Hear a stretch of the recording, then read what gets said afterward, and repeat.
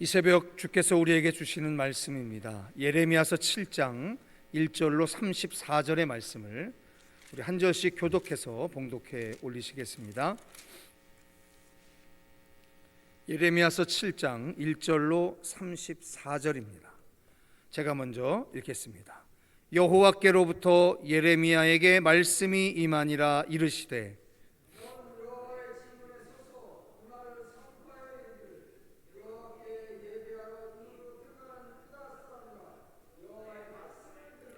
만군의 여호와 이스라엘의 하나님께서 이와 같이 말씀하시되 너희 길과 행위를 바르게 하라. 그리하면 내가 너희로 이곳에 살게 하리라.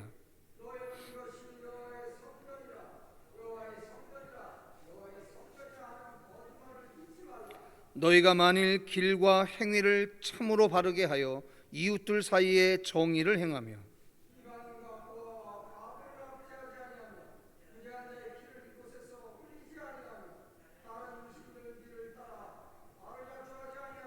내가 너희를 이곳에 살게 하리니 곧 너희 조상에게 영원 무궁토록 준 땅이니라.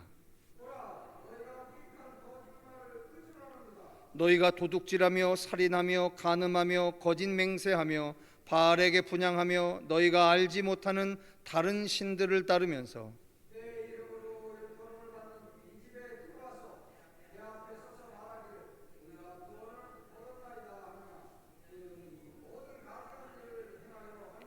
내 이름으로 일컬음을 받는 이 집이 너희 눈에는 도둑의 소굴로 보이느냐?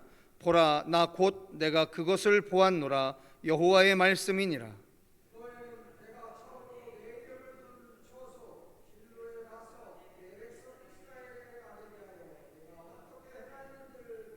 여호와의 말씀이니라. 이제 너희가 그 모든 일을 행하였으며 내가 너희에게 말하되 새벽부터 부지런히 말하여도 듣지 아니하였고 너희를 불러도 대답하지 아니하였느니라.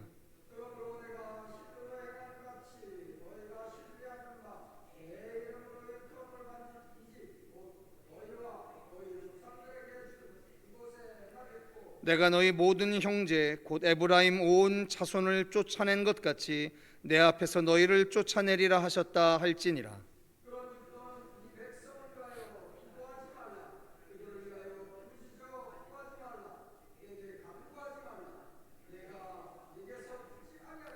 너는 그들이 유다 성읍들과 예루살렘 거리에서 행하는 일을 보지 못하느냐?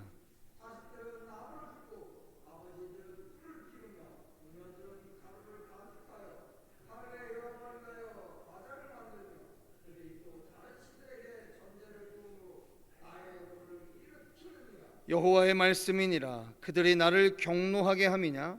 자기 얼굴에 부끄러움을 자취함이 아니냐?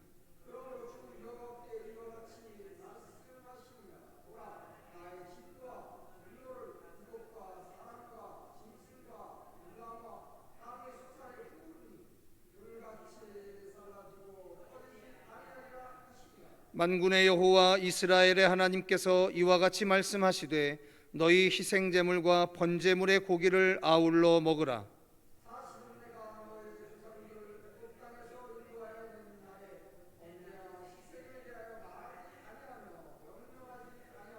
오직 내가 이것을 그들에게 명령하여 이르기를 너희는 내 목소리를 들으라. 그리하면 나는 너희 하나님이 되겠고 너희는 내 백성이 되리라.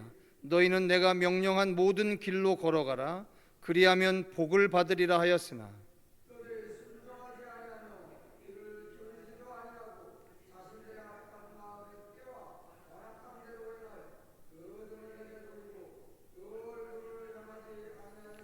너희 조상들이 애굽 땅에서 나온 날부터 오늘까지 내가 내 종 선지자들을 너희에게 보내되 끊임없이 보내었으나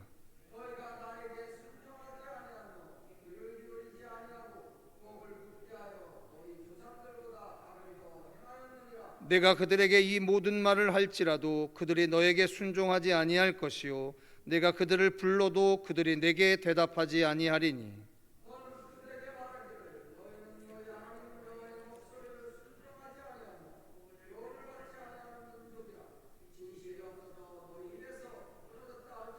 너의 머리털을 베어버리고 벗은 산 위에서 통곡할지어다.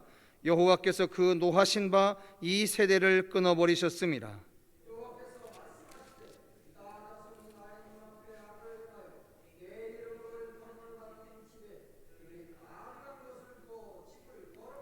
흰놈의 아들 골짜기에 도벳 사당을 건축하고 그들의 자녀들을 불에 살랐나니 내가 명령하지 아니하였고 내 마음에 생각하지도 아니한 일이니라.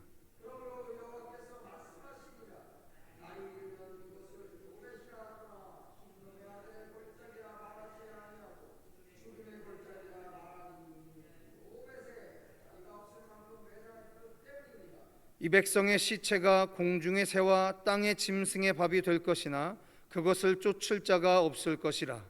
그때 내가 유다 성읍들과 예루살렘 거리에 기뻐하는 소리, 즐거워하는 소리, 신랑의 소리, 신부의 소리가 끊어지게 하리니 땅이 황폐하리라. 아멘.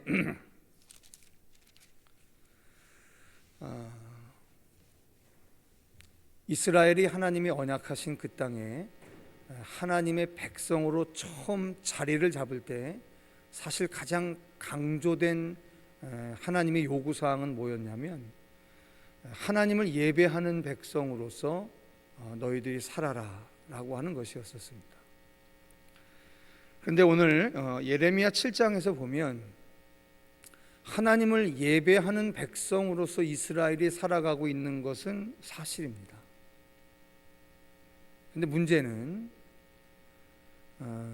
하나님을 예배하는 백성으로 살아가는 것은 어느 정도 정착되고 익숙해졌지만 그런데 하나님을 예배하는 그것이 껍데기의 모습밖에 있지 않다.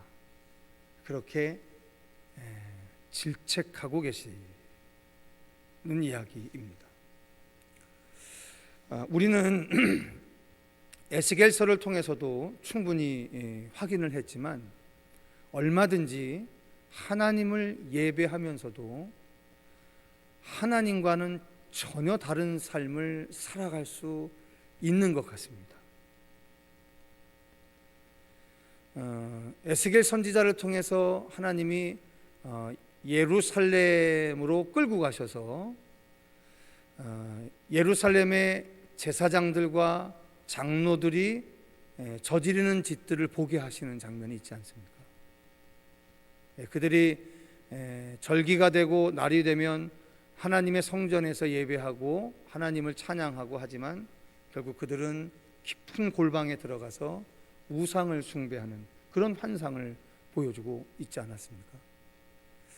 이사야 선지자나 예레미야 선지자나 에스겔 선지자와 같은 대선지자들을 통해서 하나님이 보게 하셨던 내용은 별반 다르지 않습니다. 성도 여러분, 하나님을 예배한다라고 하는 게 뭘까요? 그리고 하나님을 알고 하나님 앞에 붙들림 받아 살아간다는 것이 무엇일까요? 엄밀히 생각해 보면 그것은 예배하는 모습으로 외면적으로 나타나긴 하지만 그것과 더불어 우리의 마음이 사실은 하나님 앞에 온전히 드려져야 한다라고 하는 사실을 이야기를 합니다. 오늘도 예레미야서 7장에서 이런 이야기를 하지 않습니까? 자식들은 나무를 줍고 아버지들은 불을 피우며 부녀들은 가루를 반죽하여 하늘의 여왕을 위하여 과자를 만들며 그들이 또 다른 신들에게 전제를 부음으로 나의 노를 일으키느니라 라고 이야기합니다. 자, 참 등골이 서늘합니다. 왜냐하면 이게 우리의 모습일 수 있기 때문에 그런 거죠. 우리는 분명 하나님을 예배하는 백성입니다. 나 자신도 거부하지 않고 있고 내 주변의 사람들도 그것을 부인하지 않습니다. 왜냐하면 우리는 때만 되면 교회에 나오는 모습으로 주변은 다 보고 있기 때문이죠. 그런데 하나님을 예배하는 자로서 이 시대를 살아가고 있는데 우리의 마음의 중심이 하나님을 경외하고 예배하는 것에서 이미 멀어져 있다는 거예요. 이게 오늘 우리에게도 얼마든지 일어날 수 있는 일 아니냐는 거죠.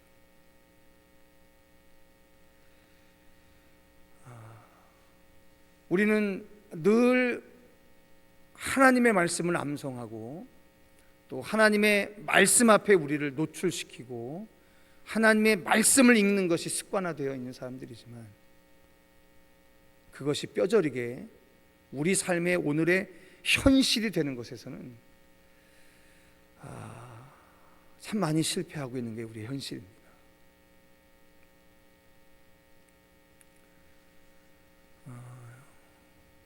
우리가 한국교회가 100년, 200년이 지나가고 벌써 우리 교회에도 신앙의 한 4대 정도를 이루어가는 교회가 되지 않았었습니까? 여러분, 우리 교회도요, 우리 교회에서 신앙생활 하신 분들이 4대를 이어나간 이제 그런 것들이 이제 쌓여나가는 교회입니다. 전통이라고 하는 것이 우리도 모르는 사이 켜켜이 쌓여져 가고 있습니다. 근데 성도 여러분, 우리는 여전히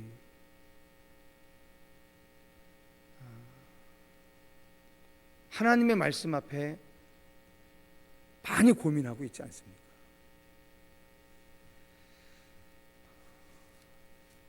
(4대가) 되든 5대가 되든 10대가 되든 100대가 되든 우리는 정말로 하나님이 우리에게 주신 그 말씀이 참 고민스럽지 않습니까?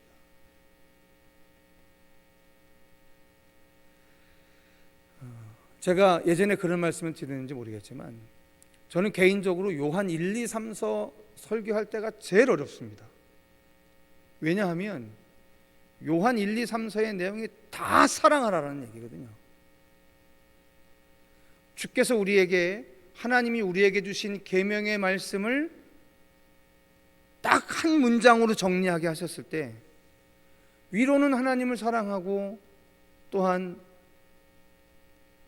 내 이웃을 내 몸과 같이 사랑하라고 하는 그 계명으로 축약시켜 놓으셨을 때 여러분, 우리가 얼마나 그 사랑에서 실패하는 우리들을 발견을 합니까? 그래서 생각을 해봅니다.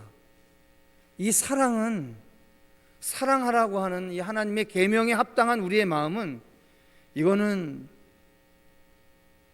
상속되어지는 것 같지 않아요. 내 부모님이, 내 조부님이, 내 10대의 선조가 그리스도인으로 살았다고 해서 이 사랑이라고 하는 하나님의 절대적인 계명이 우리 안에서 고민되지 않는 것은 아니라는 것 같아요. 이건 오늘도 우리가 부지런히 싸워야 할 부분들이에요. 아니요, 사실은 목숨 걸고 싸워야 할 부분들입니다. 성서에 기록되어져 있는 이 수많은 율법과도 같은 이 규정들을 우리가 정말 전심을 다해서 그 말씀에 담겨져 있는 하나님의 분명한 본질적인 뜻들을 내 인생에서 살아난다라고 하는 것은 이거 보통 어려운 일이 아닙니다.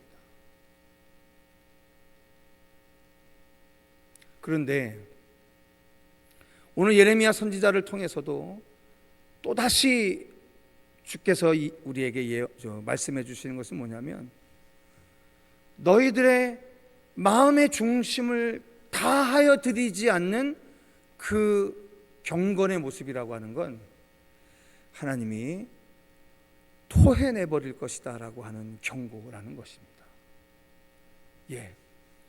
우리가 이렇게 예배하는 이 모습이 나쁘다라고 하는 이야기를 하려고 하는 것은 아니겠죠. 우리는 왜냐하면 이 예배하는 모습 안에서 이 처절한 하나님의 말씀을 늘 듣게 되니까요. 그러니까 이 행위 자체가 우리에게 나쁜 것이다 그렇게 이야기할 수는 없습니다. 근데 기왕 이 자리에서 하나님의 말씀 앞에 늘 한날 한날을 노출시키는 우리들이 그 말씀이 우리의 삶을 여전히 지배할 수 있도록 기회될 때마다, 왜 우리가 이 시절에 이스라엘보다 훨씬 위대한 것이 있잖아요. 우리 안에 하나님의 영, 성령이 계시잖아요. 그 성령이 우리를 도우시잖아요. 우리가 그 성령을 인정하고 의지하고 받아들이고 선언하면 그 성령이 우리를 도우시니까. 오늘 우리가 드리는 이 예배의 자리가 하나님이 정말로 내 사랑하는 자녀들이 모인 자리라 연초부터 연말까지 눈을 떼지 않고 바라보게 하시는 신령과 진정의 예배의 자리 되게 될 수 있기를 주님의 이름으로 축원합니다.